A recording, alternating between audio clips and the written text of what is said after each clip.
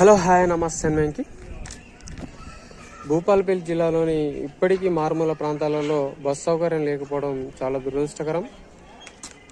అక్కడ ఉండే విద్యార్థులు, అక్కడ ఉండే గ్రామ ప్రజలు ఇప్పటికి కూడా అవస్థలకు గురవుతున్నారంటే ఎంత బాధాకరం, ఎంత దురదృష్టకరం. అక్కడ ఉండే అధికారులు, ప్రజలు ఆలోచించాలి. గ్రామాలు అభివృద్ధి చెందినప్పుడే దేశం బాగుపడుతుందన్న మహాత్మా గాంధీకి ఆశయాలకు ఇప్పుడున్న అధికారులు తూట్లు పొడుస్తున్నారంటే ఎంత బాధాకరమో అక్కడ ఉండే ప్రజాప్రతినిధులు ఆలోచించాలి. ఇప్పటికి కూడా అక్కడ ఉండే 24 తేకుమాట్ల మండలంలోని 24 గ్రామ పంచాయతీలకు బస్ సౌకర్యం లేకపోవడం చాలా బాధాకరం.